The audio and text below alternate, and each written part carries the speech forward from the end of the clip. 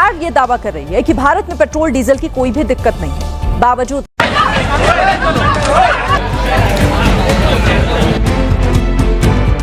घंटे से खड़े हैं, मिल ही नहीं रहा है।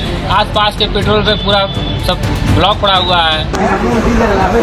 दोस्तों, पेट्रोल અને ડીઝલ કે જેનો દરેક માણસ આજના સમયમાં ઉપયોગ કરે છે, પરંતુ શું તમે ક્યારે વિચાર્યું છે કે આ પેટ્રોલ અને ડીઝલ આખરે કેવી રીતે બને છે અને ધરતીની નીચે પેટ્રોલ અને ડીઝલના કૂવા કેવી રીતે બન્યા અને સૌથી વધારે પેટ્રોલ અને ડીઝલ કયા દેશમાં નીકળે છે? એટલું જ નહીં, આ પેટ્રોલ અને ડીઝલને કેવી રીતે શુદ્ધ કરવામાં આવે છે? આ ઉપરાંત આ પેટ્રોલ અને ડીઝલ પેટ્રોલ પંપ વાળાને કેટલામાં આવે છે અને તે કેટલા નફા સાથે પબ્લિકને વેચે છે? આ ઉપરાંત કોઈ પણ માણસને પેટ્રોલ પંપ ખોલવો હોય તો તે માણસને શું શું કરવું પડે છે? એટલું જ નહીં દોસ્તો, શું તમે ક્યારે જાણવાની કોશિશ કરી છે કે આખરે સાઉદી અરેબિયામાં જ સૌથી વધારે પેટ્રોલ અને ડીઝલના કૂવા કેમ છે અને સતત તેમની કિંમતો આસમાને કેમ પહોંચી રહી છે, એટલે કે વધી રહી છે? જો નહીં તો આજે અમે આ વિડીયોની અંદર બતાવીશું પેટ્રોલ અને ડીઝલ કેવી રીતે બને છે, કયા દેશમાં બને છે અને આપણા ભારત દેશમાં કેવી રીતે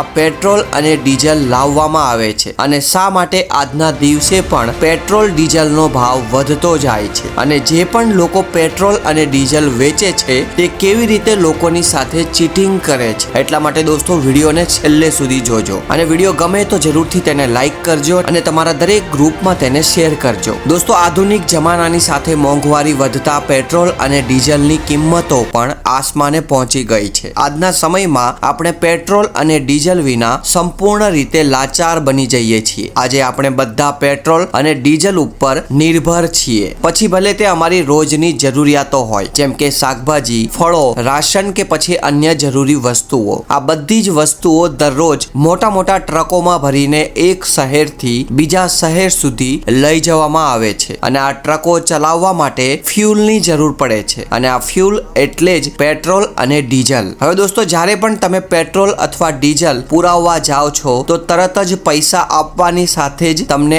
આરામથી પેટ્રોલ અને ડીઝલ ગાડીની અંદર મળી જાય છે. પરંતુ જો તમે એવું વિચારો છો કે આ પેટ્રોલ અને ડીઝલ હંમેશા માટે ધરતી પર જ રહેશે અને જ્યારે જોતું હશે ત્યારે મળી જશે, તો તમને જણાવી દઈએ કે જે ઝડપથી આપણે તેનો ઉપયોગ કરી રહ્યા છીએ તે પ્રમાણે આવનારા લગભગ 40 વર્ષમાં તે જલ્દીથી ખતમ થઈ જશે, એટલે કે ખતમ થઈ શકે છે. કારણ કે આ બધા સંસાધનો ધરતીની અંદર મર્યાદિત છે. જેમ જેમ પેટ્રોલ અને ડીઝલ ઘટતા જશે તેમ તેમ તેની કિંમતો વધતી જશે અને ઈંધણ મોંઘું થવાથી તમામ વસ્તુઓની કિંમત પણ વધે છે. હવે દોસ્તો, આપણા ભારત દેશમાં આ પેટ્રોલ જમીનમાંથી નથી નીકળતું, એટલે કે આપણે બીજા દેશમાંથી પેટ્રોલ ખરીદવું પડે છે. આ પેટ્રોલ આપણને કાચા તેલ એટલે કે ક્રૂડ ઓઇલના સ્વરૂપમાં મળે છે. તેને રિફાઇનરીમાં શુદ્ધ કરીને પેટ્રોલ બનાવવામાં આવે છે. આ જ કારણ છે કે આપણા દેશમાં પેટ્રોલની કિંમત વધારે છે, જ્યારે સાઉદી અરેબિયા અને પહાડી દેશોમાં જ્યાં પેટ્રોલના કૂવા આવેલા છે ત્યાં આ તેલ બહુ જ સસ્તું મળે છે. હવે દોસ્તો, પ્રશ્ન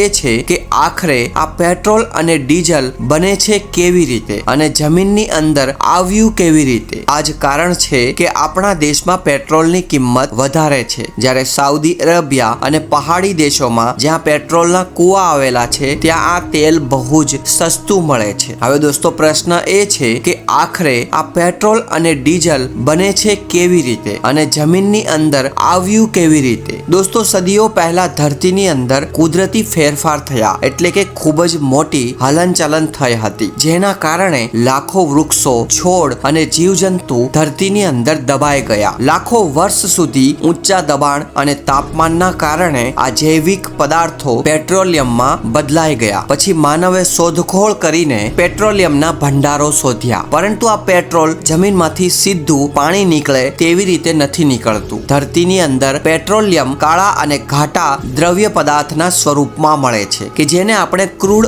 ઓઇલ કહીએ છીએ. આ પેટ્રોલિયમ દ્રવ્ય પોતે પેટ્રોલ નથી, પરંતુ તેમાંથી પેટ્રોલ, ડીઝલ, કેરોસીન જેવી અનેક વસ્તુઓ બનાવવામાં આવે છે. પેટ્રોલિયમ જમીન તેમજ સમુદ્રની શરીરની અંદર બંને જગ્યાએ મળે છે. તો દોસ્તો, આ પેટ્રોલિયમ દ્રવ્યને કેવી રીતે પેટ્રોલ બનાવવામાં આવે છે તે પણ આપણે જાણી લઈએ. આ પેટ્રોલિયમ દ્રવ્ય એટલે કે તેલ સમુદ્રમાંથી સૌપ્રથમ કાઢવામાં આવે છે અને તેના માટે ફ્લોટિંગ પ્લેટફોર્મનો ઉપયોગ કરવામાં આવે છે. તેલ મળ્યા બાદ તેને રિફાઇનરીમાં લઈ જવામાં આવે છે. રિફાઇનરીમાં કાચા તેલને મોટા સિલિન્ડરમાં ભરીને અલગ અલગ તાપમાને ગરમ કરવામાં આવે છે અને આ પ્રક્રિયાને ડિસ્ટિલેશન કહે છે. દરેક પદાર્થનો બોઇલિંગ પોઈન્ટ એટલે કે ગરમ કરવાનો પોઈન્ટ, તાપમાન પોઈન્ટ અલગ અલગ હોય છે. જેમ કે પેટ્રોલ 110 ડિગ્રી સેલ્સિયસ પર મળે છે, કેરોસીન 180 ડિગ્રી પર, જ્યારે ડીઝલ 260 ડિગ્રી પર મળે છે. આ સિવાય મોમ, પેરાફિન, વેક્સ અને ડામર પણ આવી જ રીતે મળે છે. હવે દોસ્તો, આ પેટ્રોલ અને ડીઝલ તૈયાર થયા પછી તેને સીધું વેચવામાં આવતું નથી. પહેલા તેની ગુણવત્તાની તપાસ થાય છે, જેમ કે ઓક્ટેન લેવલ. ત્યારબાદ તેને ટેન્કરમાં ભરીને પેટ્રોલ પંપ સુધી પહોંચાડવામાં આવે છે. આ સમગ્ર પ્રક્રિયામાં ખૂબ જ મોટો ખર્ચ થાય છે અને સરકાર દ્વારા ભારે માત્રામાં ટેક્સ પણ લેવામાં આવે છે. આ કારણે પેટ્રોલ અને ડીઝલ આજ દોસ્તો, એક મહત્વની વાત એ છે કે આ પેટ્રોલ અને ડીઝલ એક વખત ઉપયોગ થયા પછી ફરીથી તેને રિસાયકલિંગ કરી શકાતા નથી. આ સંસાધનો